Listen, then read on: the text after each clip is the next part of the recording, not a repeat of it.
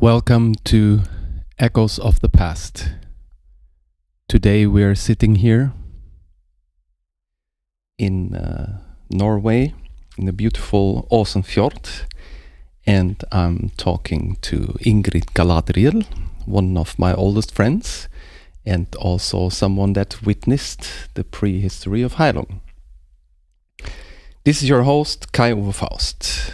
Welcome to the podcast, Echoes of the Past.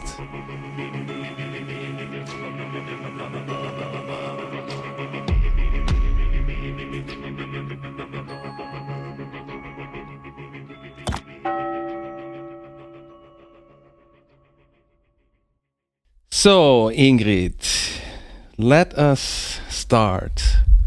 What is your heritage and place of origin? Well,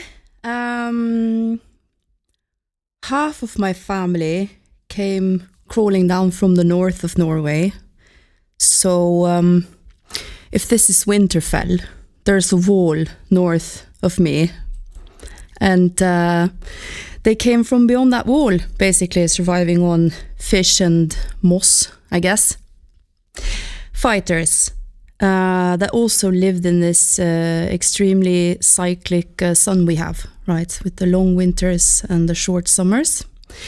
And then the other half of my family came from a bit further south in Norway and merged at some point. And then, it's a pretty standard Norwegian story in a sense, my family line. How was it for you growing up here? Growing up in Norway. So I'm born in the 80s, which is the oil age, right? So it's been something that a lot of people will refer to as a life of privilege, I guess. Also, Norway is a very functioning social democracy. So we have a lot of, we've always had a lot of good functioning welfare system and all of that. So yeah, and the schools were in order, and it creates a very good balanced platform for growth, I guess. Growing up in peace, having all of this, these privileges around you. But that's the superficial answer, I guess. I mean, growing up is, I don't think I'm done. Can I answer that? That is absolutely perfect. I don't think I'm done growing up. Yeah, but so, I've had a very safe upbringing. I can say that. Yeah. Beautiful. Nice. So, what does your family think about your line of work and your career development? Maybe you should shed short light on where you live now, and what you're working now, or what you've been working before. Sure. I have a master's degree from the university in Trondheim. It's in arts, basically, arts and communication. So my everyday adult profession, I'm a CEO of a state-financed theater. And before that, I worked as a documentary film producer for many years, producing international documentary films. Which is something I just refer to as slow political activism, because I'm not the kind of person that would walk down the streets and yell with posters. We try to influence societal change in a more subtle and elegant way, which we've been quite successful with. And also that's what I do in the theater, really. The kind of plays that we put on is for the regional population. And I always kind of laugh when the far-right movement use the word cultural Marxism as a bad term, because, that's basically what I've been doing all my life, trying to influence societal change and not necessarily political policy, but art in general has a key function in doing something for the greater good. Wouldn't you agree? I would totally agree. I embrace the term cultural Marxism, actually. Interesting. Like, yeah, I love it. I mean, it's really Yeah, and then since you also like what my family think about it. Well, my parents made an active choice to move to my farm, which proves to me that they actually like me. It's the best confirmation you can have. So they have an apartment in the city, but they live in 1/3 of my house, of my farm, and they're very supportive, and we spend a lot of time together, and they're very involved in raising my children, and they get to know all my friends. I mean, you just said hi, mom, to my mom, so that's you made her giggle, we built this black box that we're currently sitting in, which is like a studio, really, but it's also a really good place for spiritual curiosity. And I wouldn't say my parents fully understand everything, because I was raised atheist, but still, they're here, and they're supporting my professional career. They're supportive of my music. And they don't understand the rest of it, but that's okay, isn't it? I think it's absolutely okay when the parents and the forebearers don't really understand what we're doing. I think like evolving is a part of being human. Yeah, like when I shaved my hair off, my mom gave me a silent treatment for 3 days. Wow. Because like, why did you have to do that, right? Everything was so perfect on paper here. so yeah, it took a while for her to accept that, but I mean, like I'm a very uncompromising person, as you know, and I have a lot of preferences, and I'm not ashamed of that. So it's my farm. I'll do what I want. Your life. Yeah, it is. And then I mean, before we started the interview, and I guess we're going to get there as well, we briefly touched upon this, the question of like roots, and you started off asking about my heritage, right? And when I talk about privilege in that sense, it's more like I feel privileged that I have such strong roots. I never had to go looking for my roots. They were just always there. And then when I found this farm and bought it back then, setting foot on this land for the first time, I think you felt it too the first time you visited, right? It's a lot of roots here. There's been a settlement on this very spot since before the Viking age. You just kind of feel it.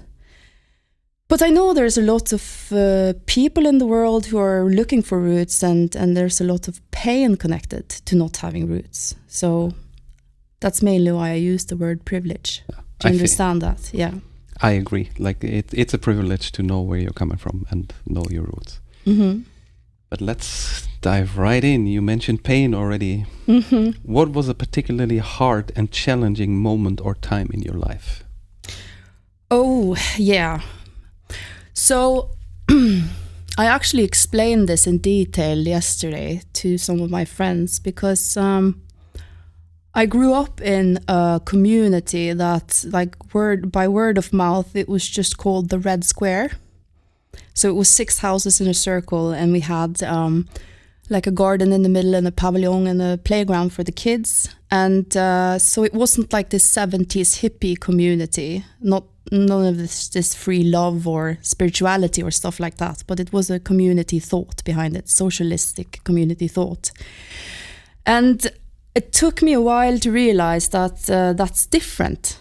So when I started school, so my parents took me out of, I wasn't in the Christianity teaching sessions. Like, they took me out of that to have different subjects with 5 other kids.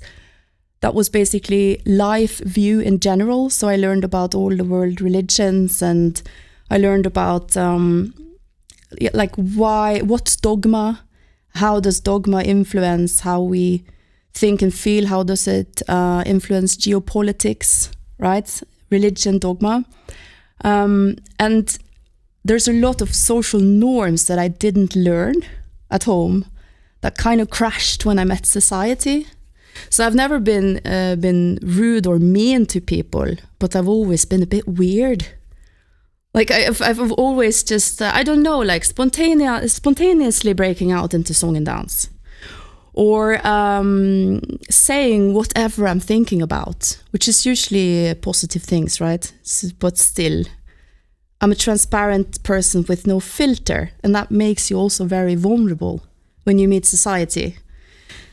And I'm naive, still really naive. I'm hanging on to my naivety because I want to meet people with an open mind, but that also means you can run into a few people that exploit you, that don't do you good. So for a long time, I felt like this paper boat on a sea. But now I'm like a ship with sails and a captain. That was very beautiful to say. That was very beautiful. I don't want to get too specific, but I think that most people that know me know that I was a lot, like I was bullied a lot in school. For no particular reason. I was just like weird. Yeah. Right. Just for being you. Yeah. Did you learn or gain something from that crash that helps you now in your daily life? Everything.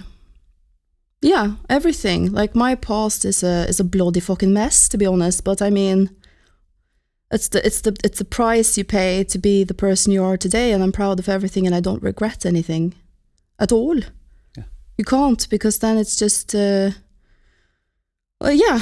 I mean, I said once that, like, I'm born with this void inside, this big black void. So my solution to solving that, right, so the void doesn't suck you in and devour you, is to grab life by the wings. So you can just, yeah. So I've done a million different things. I've done a lot of different projects, and I've always been drawn to people who have a lot of initiative, who have a lot of drive, who meet the world with this openness and a smile, like Maria, right? So, yeah, I mean, grabbing life by the wings. Does it make sense? Makes perfect sense to me. Setting sails, and then the wind blows in different kinds of directions all the time, but you just kind of have to go with the flow. Yeah. But I made also active choices. Like I worked hard to get here. That's not what I'm saying. Like building a black box and putting everything up and organizing everything the way that I do. Yeah. It's also a balance between being in a flow and strategizing on behalf of yourself to reach some vision or goal, kinda. It's a very sailor's mindset, using the wind but still having a clear goal, partnering up as well. Yeah, and I have 3 anchors. I have 3 kids. Yeah. And that's been crucial for me, because if I didn't have those 3 kids grounding me, keeping me here, well, probably would have been dead. I don't know. I don't know where I would have been, basically, right? Kids are great like that, because you're forced to love them. can't escape it. Yeah, it's yeah. You know. Yeah, I know exactly what you're talking about, 100%. Going from there, what was an exceptional happy time or moment in your life? Right now. And every year, right? I'm a cyclic being. I live in a place where there's absolutely no sunlight for large parts of the year, which is my misery time for other things. Like I go in the darkness a lot, but then in summer I usually have a very happy time. Doesn't mean I'm miserable during winter, it's just different. And then I'm cyclic every month as well, so I have misery throughout the month. Yeah, I've never been it's not, that's too private, not going to share that. But anyway, right now is a really good time, because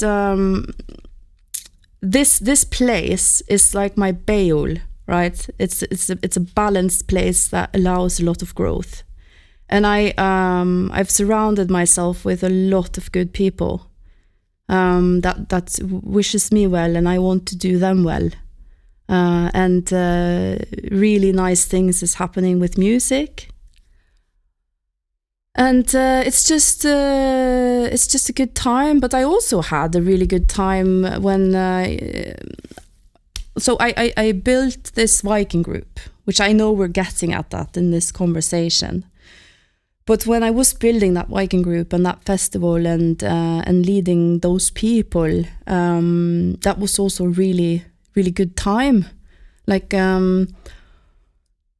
feeling like you have this like iron suit and wings and you're just levitating because people around you are just thriving because you made that possible, kind of facilitating for other people's success.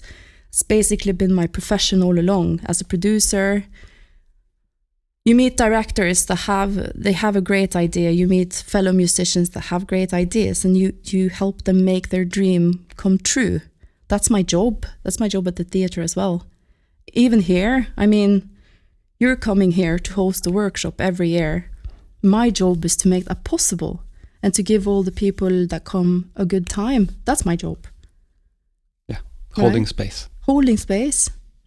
Yeah, so I would say if there's something I kind of, wish I had more of in my life, is someone holding space for me. Just because I really sometimes just want to think out loud.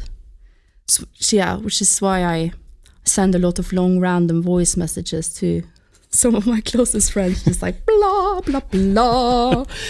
Because you have to air it out. Right? That's the problem with the society today, is that you don't really have that space to just sit down and just talk without getting these like dildo questions like, but why do you feel sad? Yeah. Could it be trauma? Could it be childhood? Like, fuck off, I just want to talk. Love it when I make you laugh. Yeah.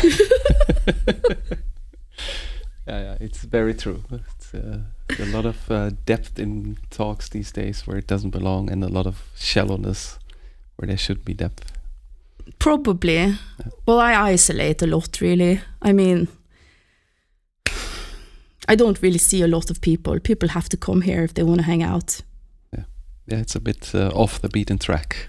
It is, yeah. And also with social media, I'm not good at it, right? Because it just sucks you in and it pulls you out of the present moment. So, fuck that. Yes. Is it allowed to curse on this podcast? It is absolutely necessary to curse on that podcast, because like we're talking open to a certain extent, of course. I didn't know if it was, age restricted or It's like, let it be age restricted. Say fuck and shit and everything you want to say. Yeah, it's okay. Dildo.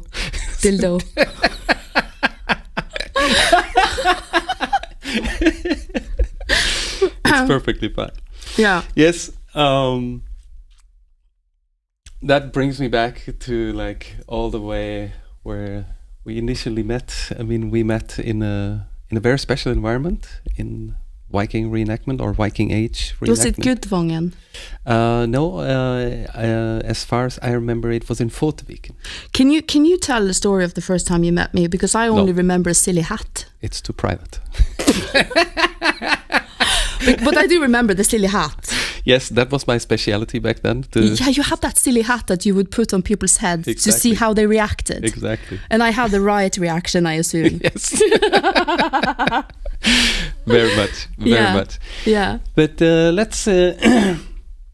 let's try to travel back to that time, so also that the listeners understand like where we're coming from, what we share, and what you also share with Maria and Christopher, that are having this beautiful project with me, and also Maria has a project with you, Songleikr. I would also like to talk a little bit about that.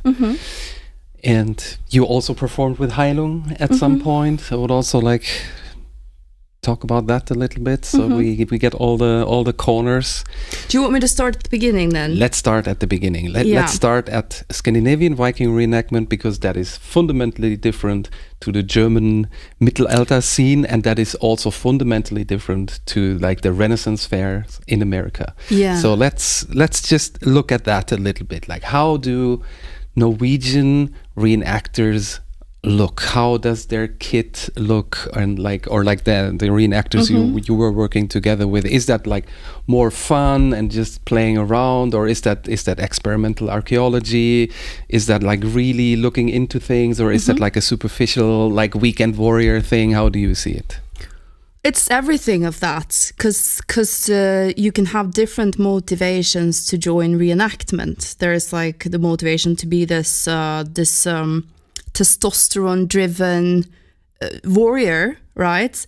Which doesn't necessarily make you a misogynist person. It's because there's an element of role play, but it's a great arena to get it out. It's like, martial arts, basically. It could be like a merchant, like you want to actually make money. That could be your motivation, or it could just be purely play. Some people are even in this for political reasons, like they see community, or rather ideological, I would say, instead of political. Because we generally try to keep politics out of the play. Let's say that. My reason for joining back then. I just wanted to get laid, really. I just have to be honest about that, because I wasn't really interested in history, and I didn't start off as a brilliant crafter, right? It was just like a lot of hot guys with tattoos that were faffing around, just being fucking funny, enjoying life around the campfire. I thrived in that scene. And then I got this idea that I would start something and build something, because when you go to different events, you also notice like what could have been better to strengthen that community feeling. Because I think that was kind of, since I came from this bullying background, and you kind of find your odd crowd, right? Because there's a lot of different individuals in this scene. Just call it social causes.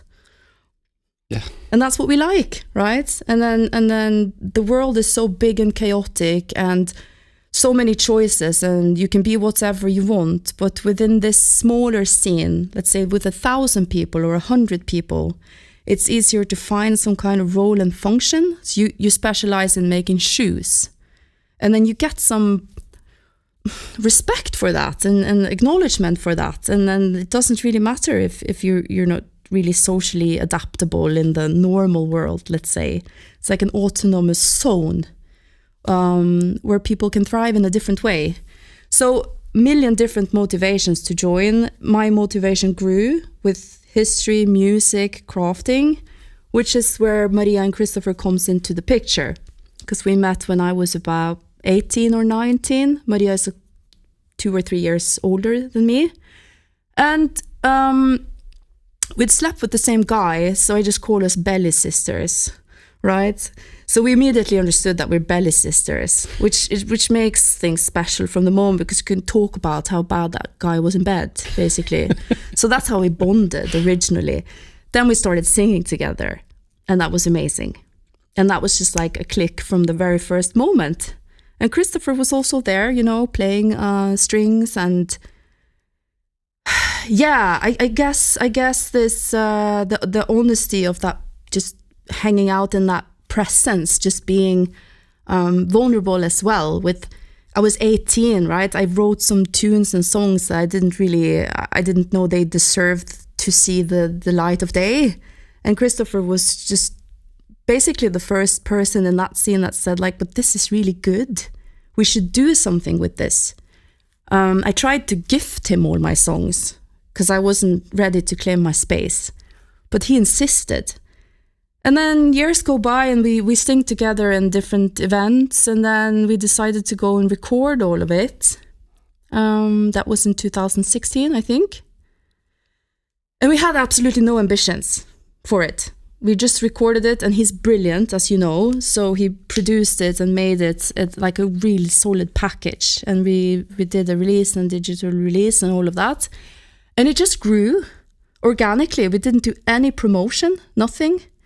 And of course, when Heilung exploded, that led a lot of people to Songleikr as well. But it wasn't doing bad before Heilung, actually. It existed before Heilung? Yeah, many years before. And now that life evolves and things change, so Christopher's no longer going to be in Songleikr. It's me and Maria are taking the project further, because it's always been Maria's baby, Songleikr. It's always been her project, kind of. And then, we're both composing and writing music, and we have new musicians with us, and everybody's contributing. So it's a very good, like, collaborative process going on right now. Yeah.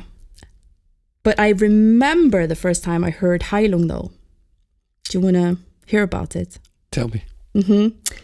So I knew you guys were faffing around with something in the studio, because I visited the Lava studio.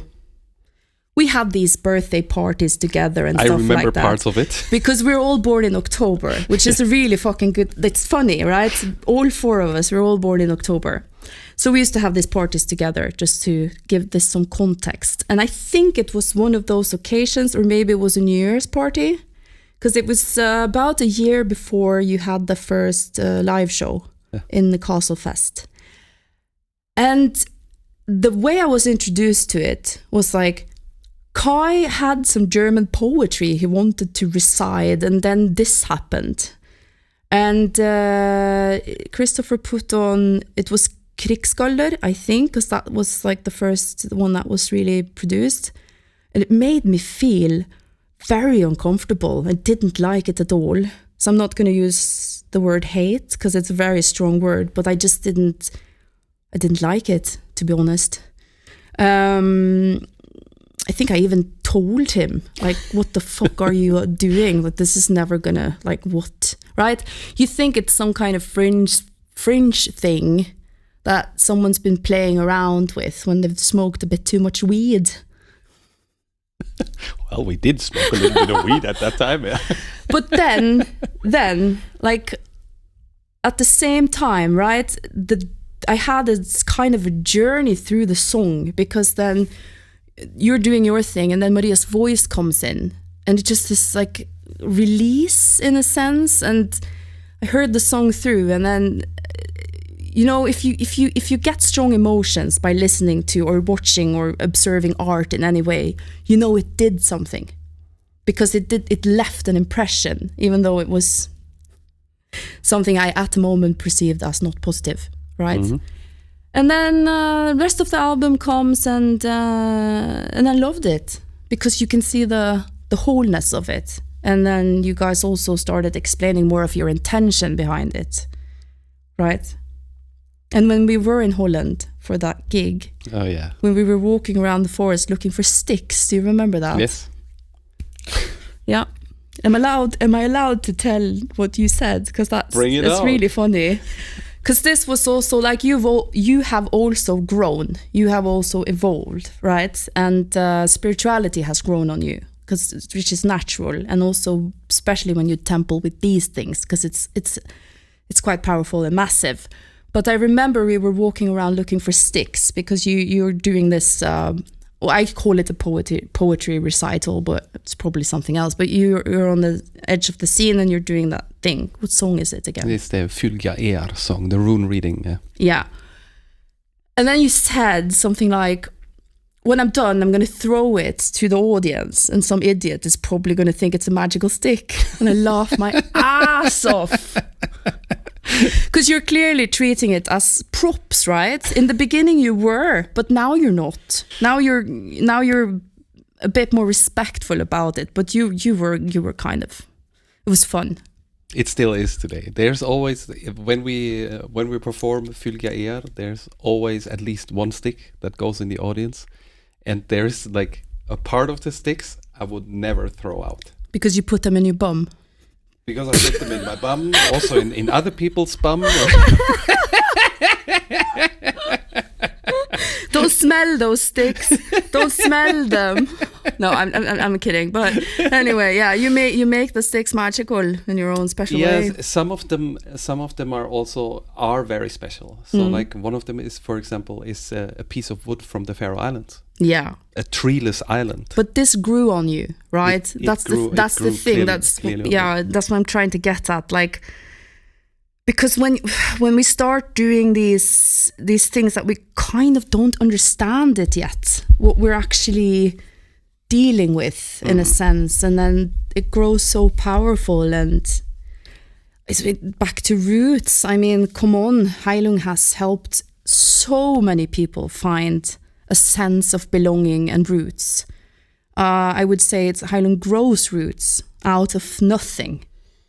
And it was also the plan behind it. Yeah. To like give people the possibility to dig deeper, to sink deeper, and see in a piece of wood a magical stick, although it's just a piece of wood. It has been up someone's ass. Well, you have to find that roots within yourself, right? Exactly. Right. It's a good concept. I mean, now I can't get that image out of my head with the stick in the bum, but yeah, let's make some art out of it, I guess. Let's apply for the cultural minister or something. You'll get some shitloads of money for it. Good. Yeah. And then you ended up with Heilung on stage. Yeah, I did. Where was that, and how did that feel for you? Can you describe how you well, were dressed? again, right? Heilung as a project isn't my cup of tea. It's just too big and it's too pretentious. Like you rehearse way too much. I don't like repeating myself and just like I can't stay focused, right? But Maria asked for DR. The concert hall in Denmark, the round one, the circular one, because it was Norupo. She wanted to do Norupo with other strong female singers. So it was me, Anike, Christina, and Emilia, I think. I love being there for Maria. It's very important for me. She's my best friend. She hates it when I say that because she's just like, you can't just have one best friend. But I'm like, no, you're my best friend. Shut up. But my ego actually got a bit bruised during that show, which is an important experience, right? Because it's a round stage, remember? And then the light designer, Killian, he placed me in the back with my back against the audience, facing a big drum. My ego didn't like that. But I swallowed it. I did my job. And it was great. It's something, right, being on stage with that band. Oh, hell yeah. And then I also went to London with you guys. Midgårdsblot. Yeah, I think, yeah. But then I got pregnant and it's just, right, having kids just kind of... And also, it's again, it's not really my cup of tea. Yeah. But I've seen you guys live once, properly, and that was in Oslo.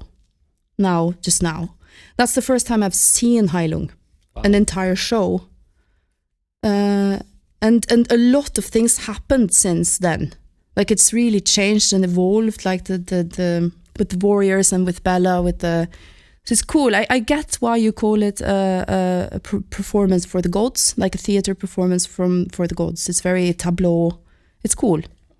Yeah. Thank you. Thank you so much, really. I appreciate that, and I also always appreciated it when you were with us. And I also appreciate you being today again the facilitator for the beautiful workshop for core shamanism. How is that for you? Exciting. It's really exciting because I do get quite lonely up here, right? I don't really see a lot of people. And then we start in January with the application process, because it's not like you can just sign up to this workshop. You have to go through like a little interview process, because it is my home, it is my farms, my animals and my kids live here. Did you notice I mentioned my animals before my kids? I'm not commenting on that. I think my husband as well, right? In that order. Bloody hell. But anyway, so I'm a bit you trust me, so you trust me to do these interviews and to so to be a participant in the workshop, there's no really like special requirements other than that you have to be like a decent person with the right kind of motivation. And that's why we talk to people. And then the group coming this year, there's several individuals that I'm actually really excited to meet because they're very interesting people. And planning the food, planning everything with the helpers we have here, which is also people that we're very comfortable with working with, right? So yeah, when I can do things on my own terms and decide everything, I'm really happy. And I'm just so happy that you're like cool with that. You do a good job. As I said, I appreciate it. I appreciate all the work you do for us. I appreciate the work your husband does, all the other helpers of you, and I totally appreciate being here, being surrounded by this beautiful nature, the farm environment that really is also like clearly one of my highlights of the year. For sure. Yeah, and you've said some really nice things about this place, like energy-wise, and every year when you guys leave, like there's this there's a void, right? There's a vacuum of like, but the positive energy kind of lingers for a year, and then you guys come back, and it's just you fill this place with this nice magic. Nice. Yeah.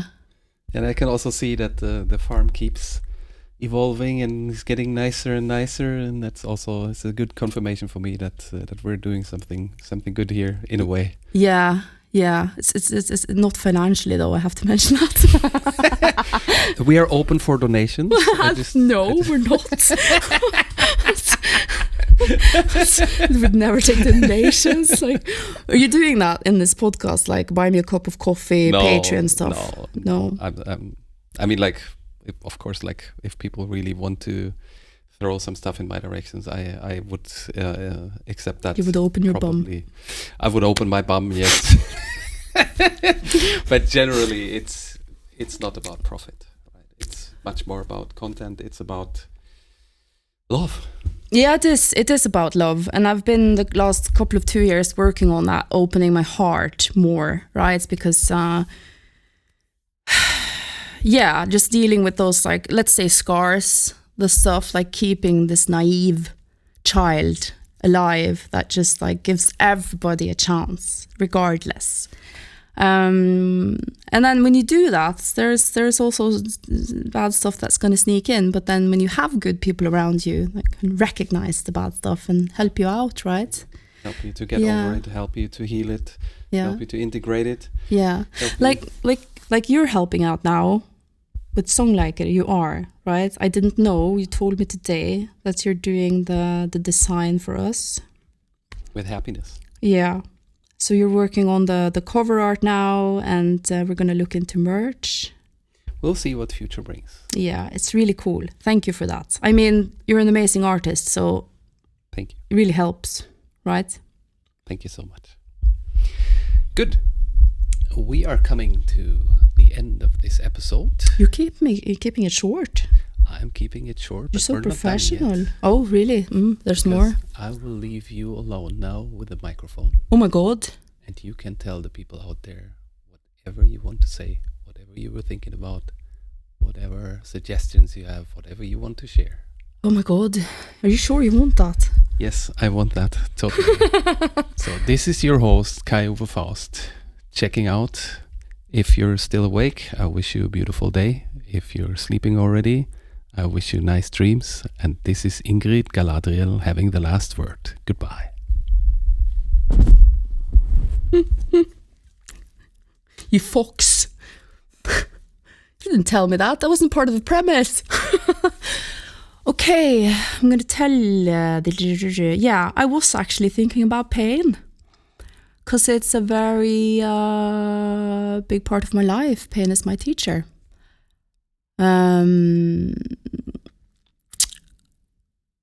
I recently got an email from my doctor because I went to an MR scan, and I was getting some hope that it was possible to surgically fix one of the issues in my body that gives me chronic pain. And it turns out that it's not possible to fix it with modern science and medicine. which absolutely sucks because I feel defeated once again. And pain is going to stay with me as my teacher for, well, I assume the rest of my life, really. And I'm not saying that pain ever really goes away, but it can come and go. But it has a strong presence in my life with physical pain. And that does something to you. And then if you're listening to this and you're struggling with some kind of physical pain, because I'm not a therapist, I'm not a psychologist, so I don't really want to get into your mental pain. I can comfort your emotional pain, but I'm not really good at it because I'm too self-absorbed. But anyway, I'm good with physical pain.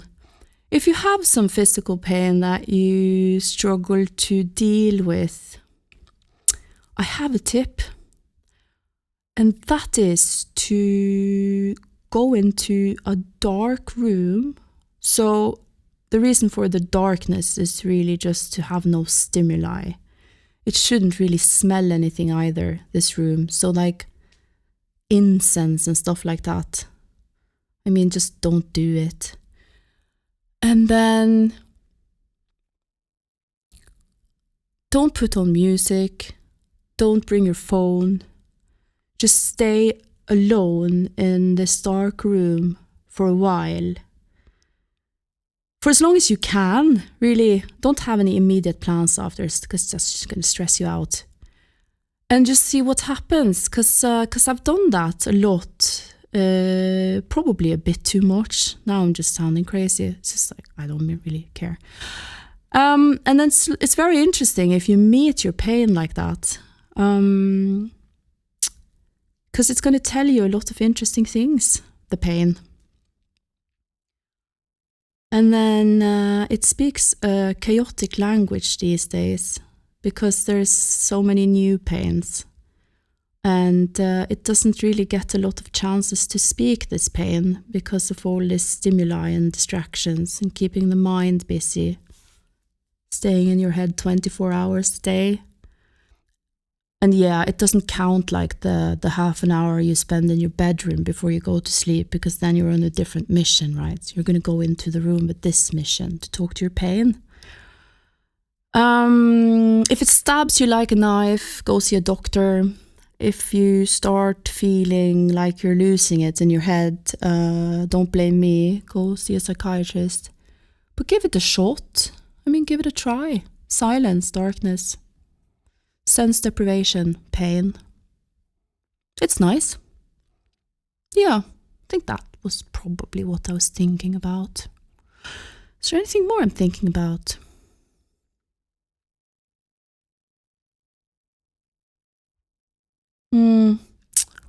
Nope. Empty. Done. I'm done. Can you come wipe me?